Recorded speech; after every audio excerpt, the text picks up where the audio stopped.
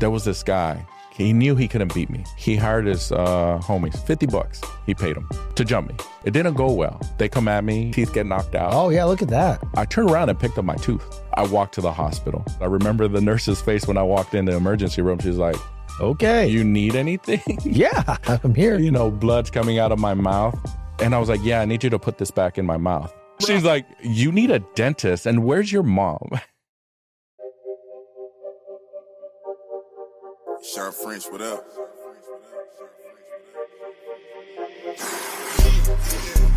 This one's luck, I let the pain inspire me. I put my all in everything I'm doing. Up until it's done, I'm me for the entirety. I put in overtime, I be working. Just know I'ma go for mine, cause I earned it. They watching, I know it's time. I confirmed it. A whole society determined success. What's up, everybody? Welcome back to another episode of the Determined Society. Before I introduce today's amazing guest, I want to invite you to hit the subscribe button on YouTube, Spotify, and Apple Podcasts. Leave a written review after I've earned it. Would love to hear your feedback on what you enjoy about the show. And for something that you want to hear more of, please send me an email, Shawn.French@thedeterminedsociety.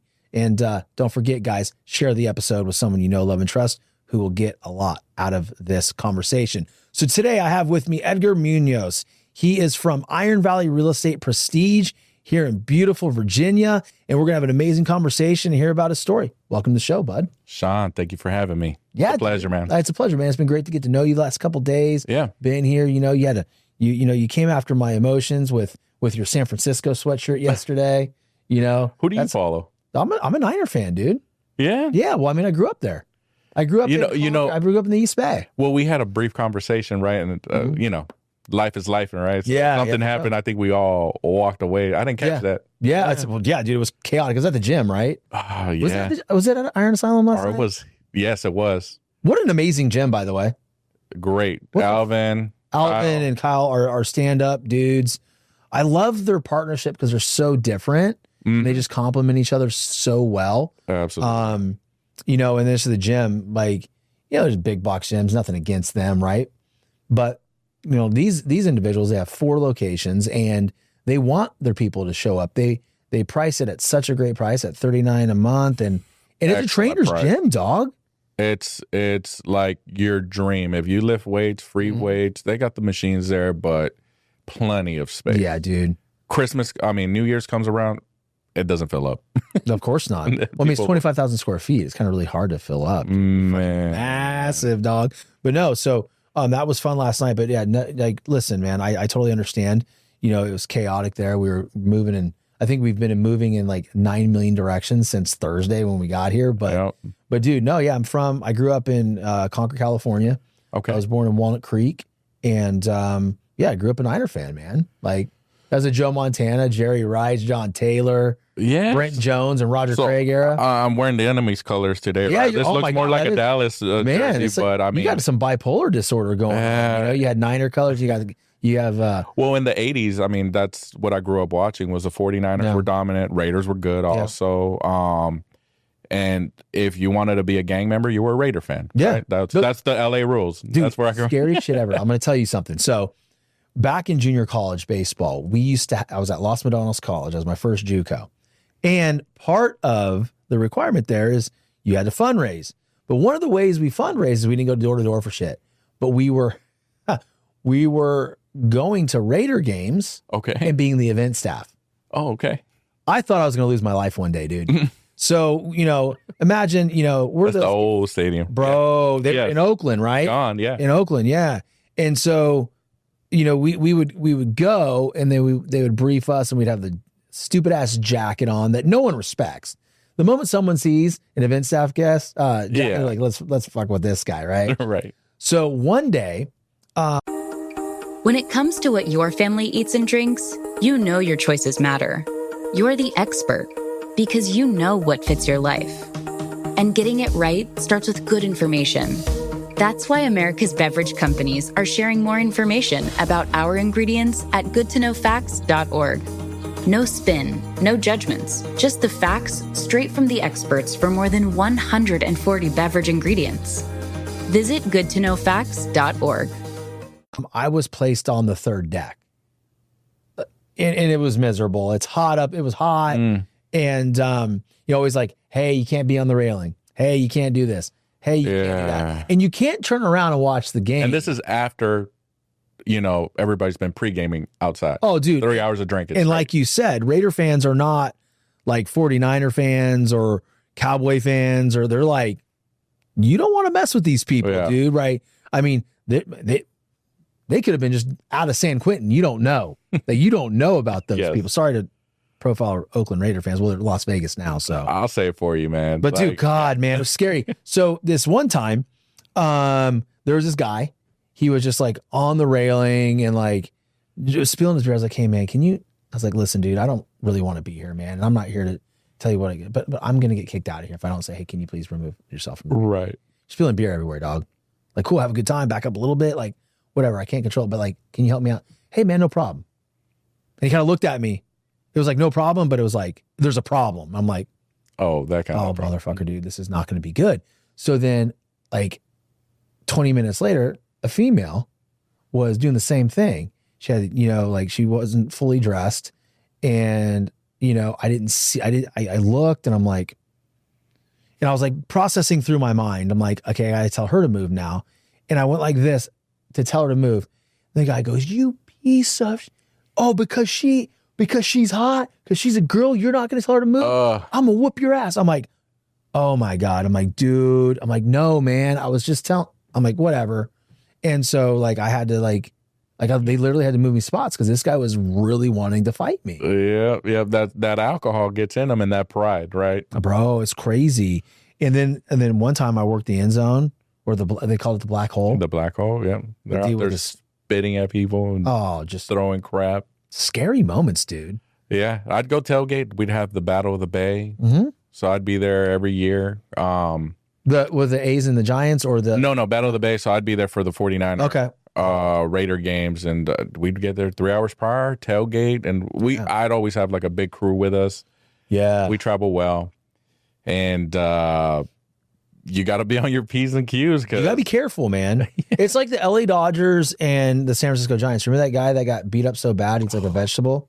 I don't know if he's still alive or whatnot, but like he was at the game, I think, with his family. Yeah, it was horrible. I mean, come on. Over a game. Yeah. Over a game. And and it's nice to go to the games and just you heckle people, whatever. Raider fans, I'm always like, you literally cross-dress to come to this game. Yeah. Like, relax, bro. Yeah. I mean, come on, what are you doing here? And you're tough? Yeah. I can't take you serious with all that makeup on your face. Dude, seriously, my uncle's a Raider fan. I'm like, dude, you're pretty vanilla, dog. Like, what are you doing, man? Like, really, what the fuck's going on? Yeah. You got some high heels in your freaking closet? Yep. But no, dude, so catch the audience up on who you are. Obviously you're a veteran. Talk about your journey and how it led to real estate. So, originally born in San Diego, raised in Southern California, LA area, San Gabriel Valley. This is gonna sound weird, but my dad was in the cartels before, the cartels were popular. Yeah. He was an OG. Yeah. Yeah. So he grew up in the area, is Durango, Mexico, and that's like Sinaloa, Durango, Mazatlan is the tri-states that. How close is it to Tijuana? Far. Okay. Far. So when you see the shows, Sinaloa, Durango, it's the middle of Mexico. Okay, got it. But they got to get through Tijuana. Sure. So he was connected through there. All right, okay. But the reason real estate sparked my interest, because you got to do something with the money. Yeah. Oh. He had hotels. Wow. Yeah, he had hotels in Tijuana. He had commercial real estate in Rosarito, Ensenada. Yeah. And properties. So we would go literally and live at different properties depending on the year when I was with him. Wow. So I was old enough and I was lucky enough to watch him make all these moves, and he was like, you need to get into real estate. This will never end. And because he, like all the stories, right, they're trying to get out of it. Yeah. And that's the seed. Okay. To real estate then. But grew up in LA, not LA, but El Monte, California. And then I moved to San Dimas. Okay. So I go from El Monte, which is gangs everywhere, all Mexicans fighting against the Asian gangs. Yeah. And then I moved to San Dimas. And if you're old enough, you remember Bill and Ted's Excellent Adventures. That's San Dimas, right? Yeah. Culture shock for me. Now I'm around all white business, upper middle class, rich, wealthy. How was that for you? Like when you say culture shock, though, because I get it, right? It's not a good or a bad thing. It just is. It just is. So but what was that experience like, and how did you adjust to it? Well, the adjustment was I was still the cool kid because it's like, oh shit, there's this gangbanger in our school, right? Yeah. Were you a gangbanger? No. Okay. No, because my family was cartel related. Yeah. So we were the suppliers. I don't make sense of it until later on, where it's like I had enough cousins and family where we held our own. We didn't have to join anything. So we supplied and did everything on our own. But then I moved to San Dimas. Now we're moving up, leveling up. Yeah. And still got to go to school. Now I'm in San Dimas and different demographics, different everything. And to be frank, I was out there on my own selling weed. Like, that's what I did. So I had a friend. He had a backpack, a locker room. I had my backpack, and we'd be out there doing whatever we need to do. So, what the cool thing was now, whereas in El Monte, I would sell somebody something. In San Dimas, they're like, hey, man, well, you want to go smoke with us? And that's how I started making friends in San Dimas. So it was a culture shock because I'm around all these white guys, surfers, this, that, and the other. Just getting blazed with them. It's fucking awesome. And then it's like, at the time, it was nickels and dimes. Yeah, dime. Twomp sack, the twomp. So I'd sell them something. They're like, hey, man, you want to go smoke? Sure. Yeah. Let's go. So now you're selling it, but you're also. Now I'm networking, but now I'm going to these guys' houses and I'm looking at this different lifestyle. Yeah. And I'm learning business. And then I'm still dressed the way I am, but it's like, I don't fit in here. It's still awkward. Right. The identity isn't quite matching where you're at yet. Absolutely not. And I had a kid young. I was 16. Okay. So what I did was I got married early. I went to Arizona, got married, so get emancipated. Strategically, so I could get my own place. Yeah. So at an early age, me and my mom didn't have a good relationship, so I never got along, didn't really live in the house. But I was making my own money when I got my own apartment, did everything on my own. What was the point of contention with you and your mom, if you don't mind me asking? Man, it was rough. She got here at 16 years old from Mexico. Her mom passed away when she was 11. I know this now, so I understand it a little bit more. Yeah, of course. So all brothers, all males, they live in, if you guys have been to Cancun, it's just jungles. They lived out there. So they sent my mom over with my grandma who just passed away. Oh, man. And she was raised here. And similarly to me, I'm an only child, so I didn't have brothers and sisters to lean on. So she's here by herself, being raised technically by her family, but it's not the same. Right. You can't go talk to your brother or your mom or your dad. So she didn't know how to really be a mom, I would say, as far as nurturing. Yeah, man. And then my dad was out, so he was never home. He was out doing his trips, doing whatever. So growing up, I remember she was always working, right? So she's not around. What did she do? Man, I remember going back to Almonte. I remember being in the factories. Well, they're not the sweatshops. Okay. Wow, man. So all the fake Gucci and everything. I was there. I was as a little kid, I'd be in the box, giving her the little tags that she's over there. Yeah.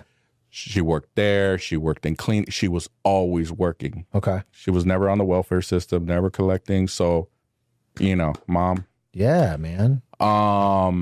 Always working, but so we never had a relationship. Never got hugs. Damn. Even to this day, I don't think it's been fixed. I give her a hug, give her a kiss. So she's still around. I pay for her house. I take care of her, man. That's amazing, dude. So no matter what we had, I understand her upbringing.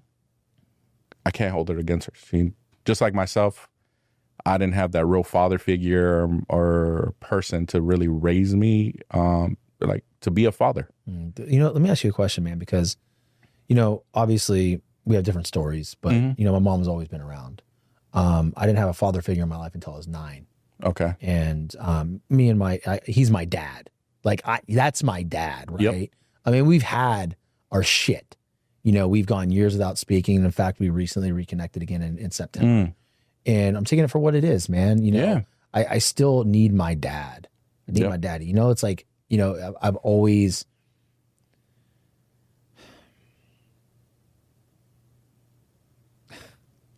It's been hard, right? Because we've disagreed on a lot of stuff. But I would not be where I am without that, man. Yeah. Like, you know, I always had the level of determination and discipline deep rooted within me, but that dude brought it out in me, man. He showed me how to work, right? He showed me. And, you know, the one thing like you, I look at is like, I understand it now. You know, like now I can have a better relationship with him. You don't hold it against them. Not anymore, man. It took me years to let it go, Edgar. I swear to you, it was like, fuck you, let me show you. Yeah. But he was just trying to make me aware, like, look, dude, like all you really have right now is baseball. What happens when it's done? And I always told him, I was like, well, I have a good personality and I could talk to people. I was like, I ain't gonna pay you. Yeah. Here we are. But he didn't know that wasn't a thing back then, right? No. Well, my dad, I guess the apple doesn't fall far from the tree, but like he was gone. You got to think he was a teenager. Forget me. I'm still living in the States. I got my own place at 16. This guy is leaving Durango, Mexico, Tijuana, Mexico, San Diego, San Francisco, doing all these trips before he was 20 or 18. Wild, bro. Wild. Yeah, wild. He was. Yeah, I guess my question that before I got, you know, emotional there, it was, how has the relationship with your mom, right, for what it is, and the fact that you didn't have your dad around, how has that impacted how you've become a parent and how you operate? So my dad was a good father. And I'll bring this together. So my dad, in his way, he tried to teach me business. Yeah. As far as moving money. And then also he did remarry. I have half brothers and sisters, and we went camping. We went to concerts. We went to whatever he was doing, he made time for the family. Whereas my mom was always working all day, every day. And even on the weekends, she did Iron Valley. All the people here know her because she's always cooking, baking, doing things for small events. So she's here. She's here. Oh, man. She's here. So when my dad died in 2003, I was already gone in the military or whatever, but that distance and that time healed a lot of stuff because now I get to think I'm not with her. I'm a grown man now, kind of moving on my own. But then that curiosity gets the best of you. Like, how did you and my dad meet? You know, why did you come to the States? I didn't even know my grandmother had passed away from cancer when she was 11. Like, I didn't know these things. Wow. So your mom lost her mom when she was 11 due to cancer. Right. So she didn't have that mother nurturing. Not at all. That's why she didn't know how to give it. Right. So she was raised by men. Yeah. And so she would just beat my ass whenever something. That masculine energy, man. Right. Yeah. So to the point where at when I was a teenager, we kind of squared up. Like, you're not going to hit me again. Yeah. Like I'm done with this shit, right? Yeah. And I apologize for all those things. Of course, yeah. And that's how it kind of started. Once I came back, I was like, Mom, you just have to have that conversation. I understand. Yep.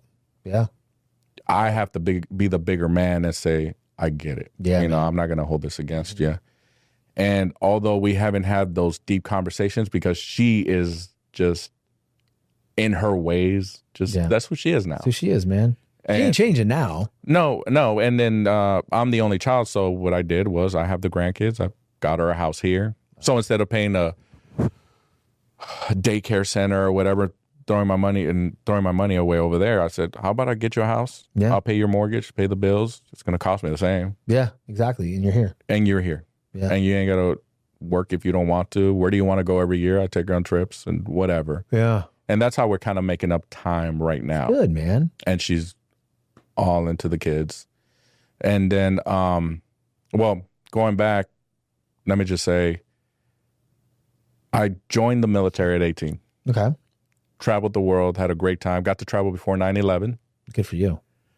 Different world, right? Yeah. 9/11 happens, then Afghanistan, Iraq, did all those deployments. I got out in 07, met my wife, who I'm with now, but didn't get into real estate because I was always moving every 2 to 3 years because of the military. Because of the military, right, of course. We went to Japan because my wife's also active duty. She's still active duty? She got out. She just retired 2 years ago. Okay. We went from Japan, moved to Virginia.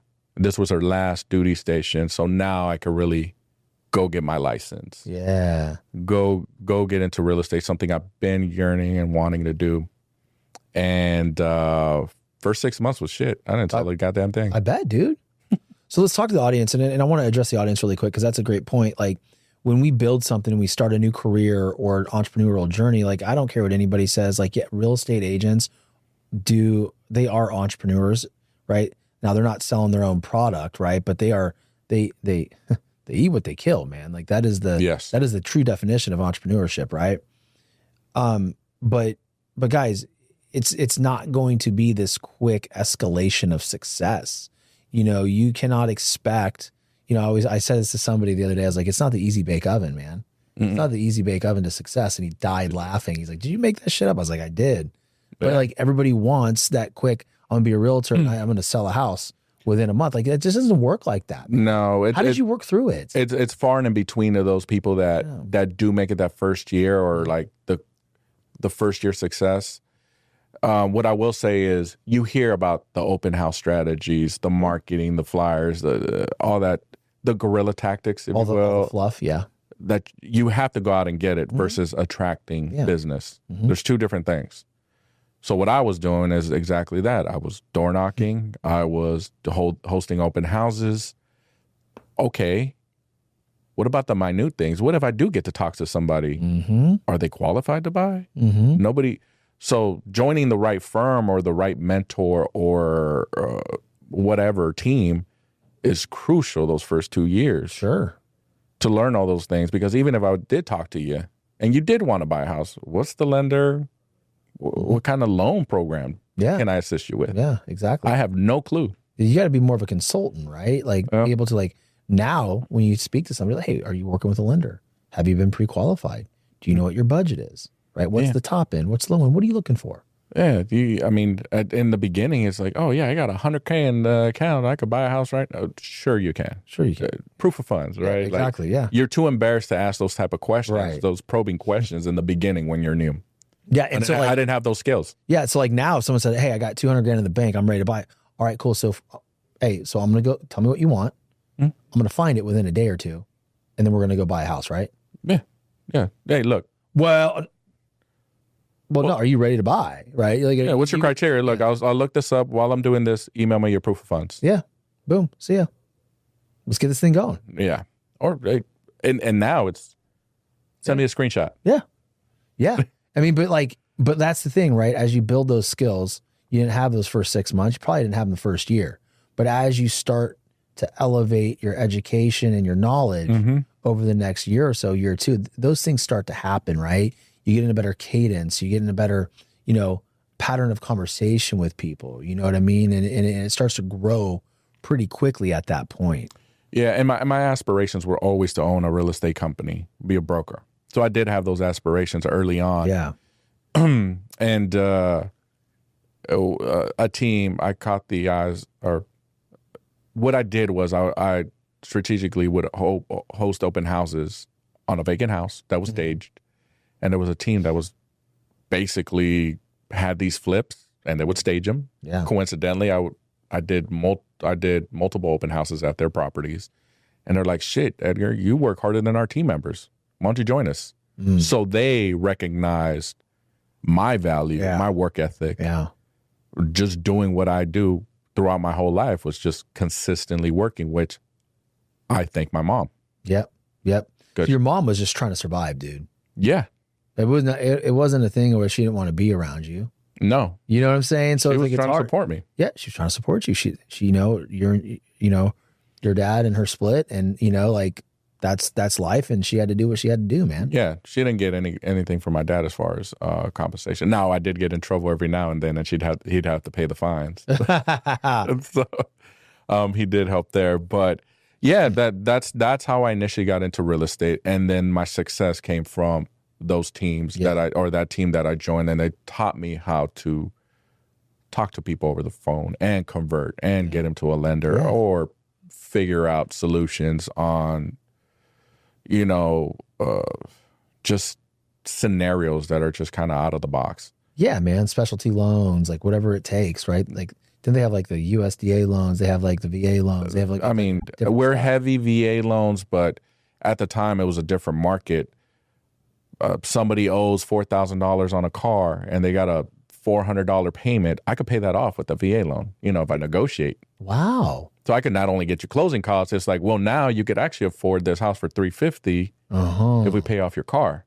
Wow. Hey, seller, your house has been on the market for 30 days. How about you give us $9,000 and $4,000 and we take this off your hands right now? Pay off and boom, qualified. So little things like that would help, or our little rehab loan, right? Like, oh, you want to move into this community, but you could only afford $350, but you want to get into a $400,000 community. Well, we could just buy this crappy home and get you the rehab loan. That's just crazy, dude. So then the rehab loan, you're able to. There's different types. The 203K loan, I would say, is the most popular, but I would utilize that. And one of my first agents was actually my client that when I started a team, and we got him a house for $150,000. He put $80,000 into it through the loan. Oh, wow. He sold it years later for like $510. Not years later. It was like maybe 2 years later. Wow. So double this money. That's great. And that's where I take pleasure. It's like, is that your favorite thing about real estate? Seeing people win?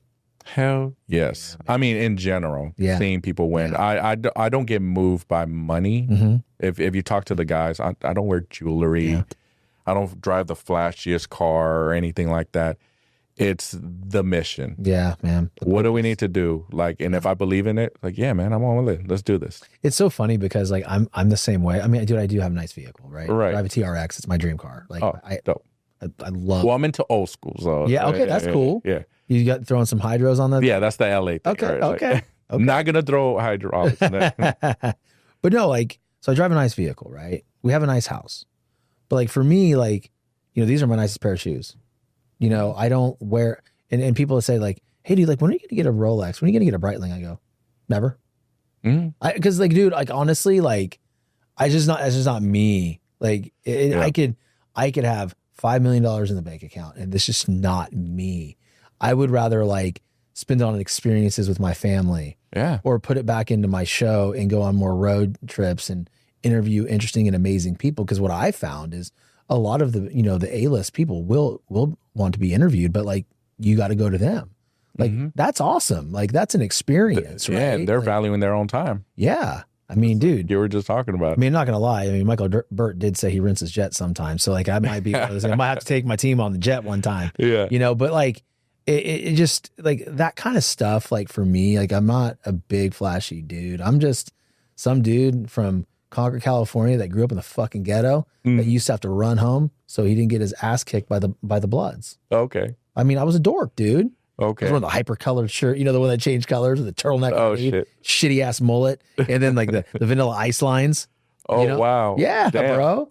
I mean, like, I look back, I said to my parents, I'm like, why'd you let me do that? Right. But no, but that's the thing, man. When you come from humble beginnings, like and I didn't realize that I grew up in the ghetto when I was growing up in the ghetto, right? Yep. I knew that there were some seriously dangerous people at my middle school, and even But that was life.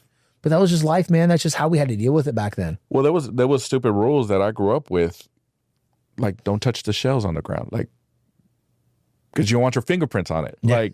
Like you see random shells, you Yeah. don't touch them Yeah. as a kid. Like Yeah. they teach you that. Like you're learning this where I'm from. Wild, Like, dude. that was a rule. Like that don't. It's funny. Like I remember one time, I after school, 5th grade. This guy Ken Karubin, God rest his soul.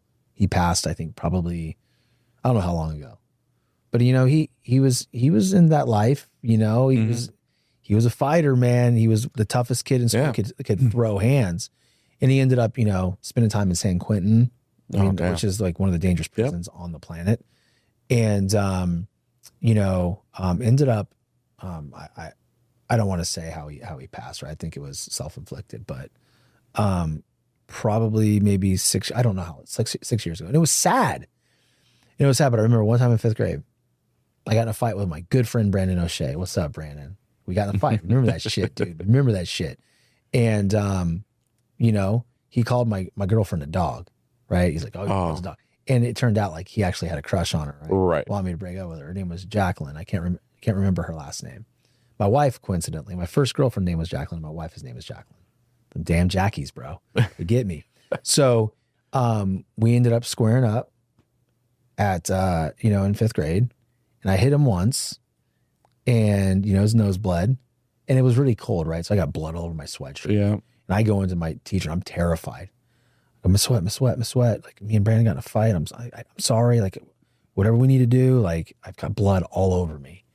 And, that day, started circling around 5th grade that King Karubin wanted to beat my ass because he's like, oh, now you're a threat. Now I'm going to show you where you're at. And so I remembered I was so terrified, right? Waiting for that. I ran to my car, like my mom, my dad, and I thought my mom was picking me up. Right. And my dad. I ran to the car. He's like, why are you running? I'm like, just go. And King Karubin comes up. He goes, is that dude trying to fight you? He goes, get the fuck out of the car. I go, He goes, get the fuck out. Trust me. And I got out. And Ken's like, let's go. I'm like, why? And then it never happened. It never happened, right? It never happened. But like, I'll never forget that. Like, my dad was like, get out. Yeah. You're gonna face this. And I didn't realize then it's a gift, right? Yeah, I think I would say 90% of the people cannot match the energy sometimes. And I learned that young, to your example right there. So early on, I started fighting. We would throw on gloves. So I was a good fighter. And to the point where, your first fight, if you've ever had a fight young in elementary school or whatever, you kind of black out. You don't remember. You don't remember anything. By the time I was in high school, I saw every punch, everything. And I did boxing lessons at a gym by my house. But there was this guy. He knew he couldn't beat me. He was this gang or whatever. He hired his homies, $50. He paid them. To jump you. To jump me. It didn't go well. I got word they were going to wait for me. But again, a little bit different because I told my friend, I was like, no matter what happens, that guy that paid him, just fuck him up. Yep. Don't worry about me. I just want him. So it happens. They come at me. And again, this is just a different level of mindset that I was in by then, than the type of life I was in. So it's going to happen. It's going to happen. They threw the first punch, missed me, got the first guy. And it's only so much you can do with 3 guys. Yeah. So we boxed it out. Teeth get knocked out. Oh, yeah. Look at that. Yeah. So that's where I lost my teeth. So. Damn, bro. How old were you? 14. Damn. 14 at that time. Damn. Lost my teeth. School buses. Everybody's watching. Some of these guys are not from the school. I did not knock me out. They had me against the fence. I fought as long as I could, but after it was over, people are running, the school guards, whatever. My friend threw me a shirt and I just kind of wiped it off. I just kind of blended into the crowd real quick. I turned around and picked up my tooth. Oh, man. It was one tooth that I found. Yeah. So it's laying there. Have you ever seen a tooth? Yeah, the root. They're long. Yeah, they're big, man. I saw it on the ground. I picked it up. And I just started walking. This is how young and ignorant I was, or didn't know shit. I walked to the hospital. And if you've ever seen Martin, like you see the face all swole, that's probably what I look like. Because I remember the nurse's face when I walked in the emergency room. She's like, okay, you need anything? Yeah, I'm here. You know, blood's coming out of my mouth. And I was like, yeah, I need you to put this back in my mouth. Like, that's what I did. But put me to sleep. That's what I did. Can't do that, bro. She's like, you need a dentist. And where's your mom? Working.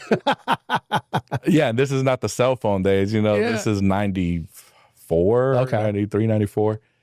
So, yeah, that's the life I lived. And just taking care of myself, right? Like, I'm going to walk myself to the hospital and they're going to put this tooth back in my mouth. Easy. Like, and it doesn't cost money, by the way. Like, it's a freaking Lego, right? Like, dude, this is interesting. And so the audience right now is probably thinking, like, how does this apply? Well, it applies 1,000,000,000% to what he does now and why he's so successful. So tie the two together, right? Life to what you do now. Yeah, so the fear. Okay. The fear. Okay. Though even in the military, I worked with weapons. Those things could blow up. I could die. Yeah. Same thing living that life. I was in fear until I was not. And then it's like, what's the worst thing that could happen, right? And we were talking about earlier, all the traveling is like first world problems. It's like door knocking. What's the worst they could say? No. Like that is not in fear of my life. Yeah. Like I lived a different lifestyle that the fear of somebody hanging up on me, telling you, no, I'm not interested. Get the fuck out of my face. Yeah. You know, all those rejections, that is not in me. I've been through a lot worse. Like that, a simple objection, it's just funny to me. It's just like people are so scared. They call it analysis paralysis. Yeah, paralysis by analysis. Just to pick up the phone and dial, and nobody's going to answer that phone call. Well, because here's the thing, dude. Like, I love what you're saying right now, because people feel, hold on. They attach an emotion to a task. Yes. It needs to be an emotionless move. Like, you know, if I have something that I think that you would benefit from, I have to remove the emotion from it. I'd say, hey, Edgar, look, dude, I can help you with this. Are you interested in talking about it? And you say, no. I go, okay, well, is it not alignment, or is this a bad time? Yeah. It's not a good time. When's a better time? Yeah, and you know, it's like just get remove the emotion. And it's a call. So when I would call you, let's just any kind of cold call, just like, hey, French. Yeah. I saw you're looking at properties. What's up? Yeah. That's how I'd call you. Dude, I love it. That's it. It was not like, hey, I saw you. I'm so and so from Iron Valley Real Estate. Yeah. Are you? No, I'm just like, hey, French. Yeah, I saw you looking at a property. Because if you called me randomly, hey, French, what's up, man? I saw you were looking at some properties. How can I help you? Wait. How do you know my name? That's the first question. Like, wait a second. Who is this? Oh, this is so-and-so from Iron Valley Real Estate. Why'd you call me French? And then you would say, I don't know, man. It's just me. Oh, well, it's the area. Oh, I thought, context. Hold on 1 second. So when I was trained, by the time I see your name, I'm going to Facebook stalk you. I see your prior military. Yep. Most of us go by our last names in the military. Because I'm not going to call you Shawn. No, and I wouldn't want you to. But my point is, if one of these people trying to get my business, when I answer the phone, this is Shawn French, what's up? Like, I'd be like, dude, okay. Like, even if I don't know this person, they already know me.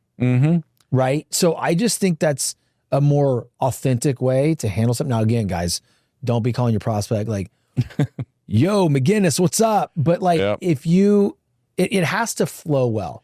It does. And read the room, right? That's what you hear. So we are here, Virginia Beach, Hampton Roads. Yeah. Heavy military town. Yeah. Yep. More people are going to talk like me and relate to me. Yep. Because that's the way we talk. I love it, dude. That's great. So that's 90% of the people that I'm researching, because all I would do was take your name, social media, nothing is a secret anymore. No. I'll just go to your page, prior military, or married to a military man, or not.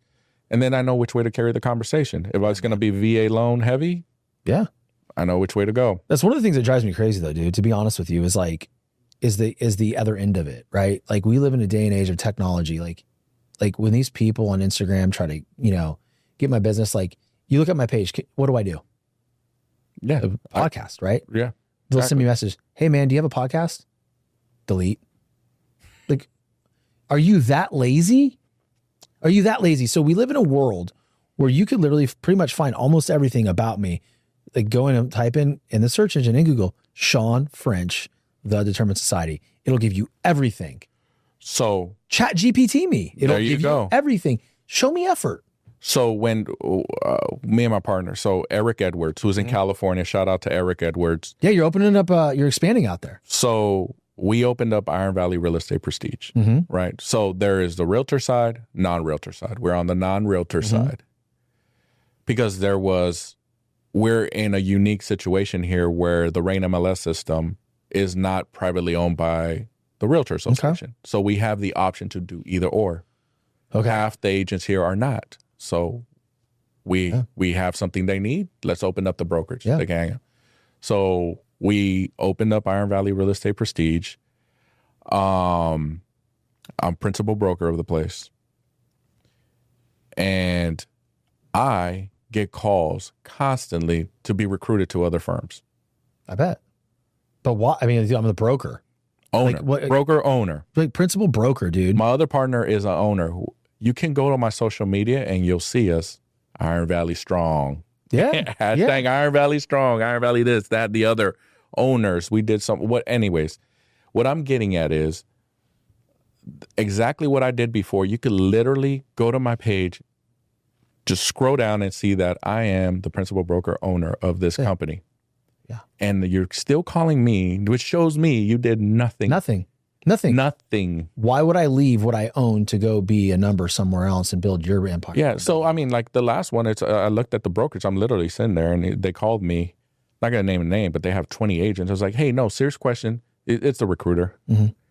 Please turn around and talk to your owner and I will take your company on. Shut it down.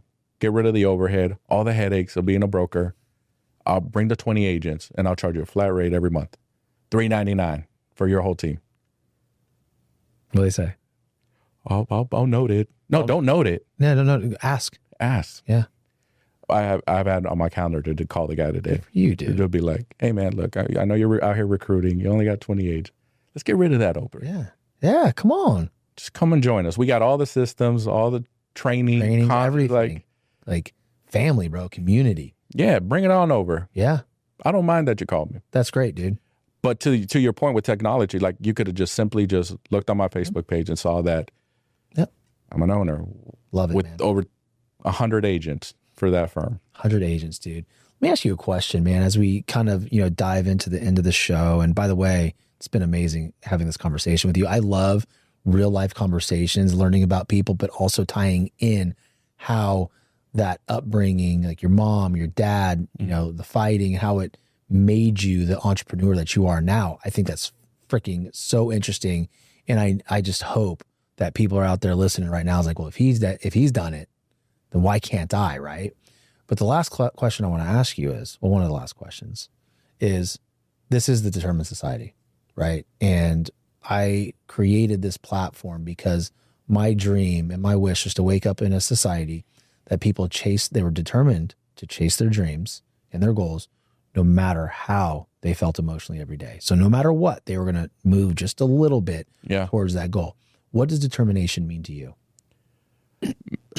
It's that obstacle. You're going to hit a wall. No matter what you do, you're going to hit a wall. And that's where that second gear needs to come in. It's in there. It's in everybody. Oh, sure it is, man. It doesn't have to be physical. It could be just, it's really mental. Sure it is. Yeah. It's all mental. Yeah. And whatever that is, it's like, it's just one day at a time. That's all it is. Yeah. The daily task you're doing today is for that future accomplishment you want to get to. So don't focus on the end goal that you're not going to make it. No, just focus on finishing that day up. I love it, dude. And that's a great point, man. And for the audience listening, it's like, if you feel like quitting, I heard this somewhere. I wish I could cite where I heard it from. It's not proprietary. I always preface that because I don't want people to say, like, he took that for me. Right. Like, hey, I heard that over there. It's not mine. But like, if you feel like quitting, just finish that one day. That's it. Quit tomorrow. Make that decision tomorrow. Quit tomorrow. And then the next day, if you still feel like quitting, finish that day. Yeah. Right? Because I cannot tell you, there's been multiple times where I've wanted to stop. Yeah. So yesterday we had the bike. I forgot the name of the bike. Oh, it's called an assault bike. Well, And that's what it looked like. It felt like. it was crazy. So Betsy Vega is one of my I love agents. Her. I love her. Betsy Vega, I wanted her to finish that. I know. She didn't want to. She didn't want to because she's growing. I'm grooming her, and she has a emotional growth that needs to happen. But that was a great challenge for her. I think she wanted to quit like 8 different times. Yep. I know. I think we physically kept her on the bike at some point. But you know what it's going to do? That's going to help her business. Yeah. Because she's like, I can do hard things. I did this assault bike. I can finish this.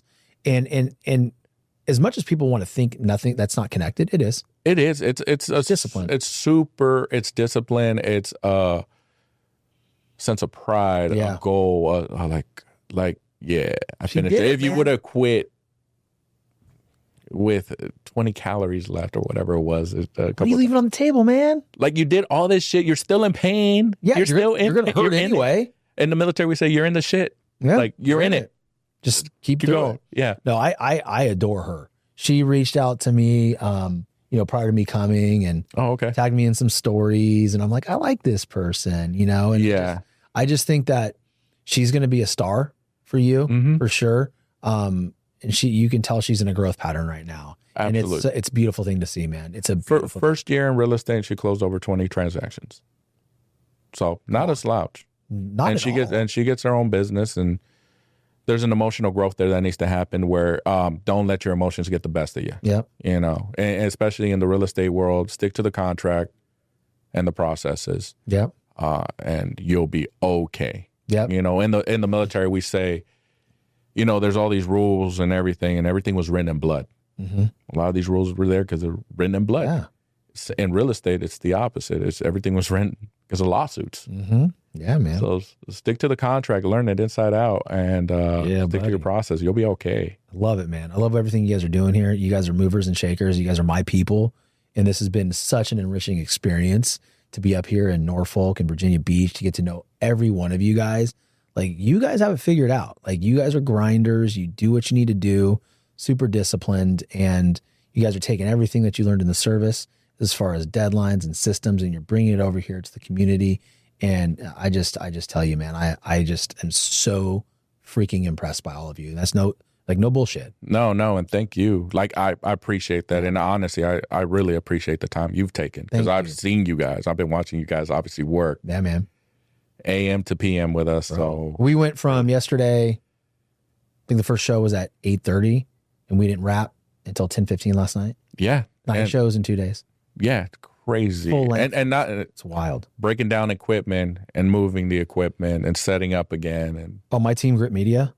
Yeah. They're shout out to those guys. My wish for every show is that they have somebody like them. Yeah, everybody needs to have those people. They remind me to eat. Like, they're my people, man. They're family. And so get you guys someone like them or get them. Yeah, they believe it. Yeah, exactly. They believe in it. Oh yeah, absolutely. And it's their business. Yeah. Nobody is gonna care more about your business than yourself. So don't get offended when the people aren't doing what you want to do. Well, dude, thank you so much. I appreciate you, Edgar. Listen, guys, I want to remind you to hit subscribe, YouTube, Spotify, Apple Podcasts. We grow the show and we get to do amazing things like this because of you guys watching and pouring into the show and letting us know what you want to hear. So please share the show with someone you know, love, and trust, like I asked at the beginning. And don't forget to leave a review. I want to hear what you think. But until next time, guys, stay determined. Shawn French, what up?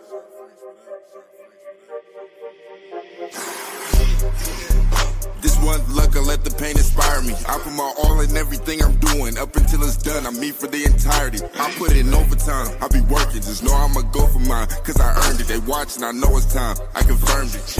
A whole society determined.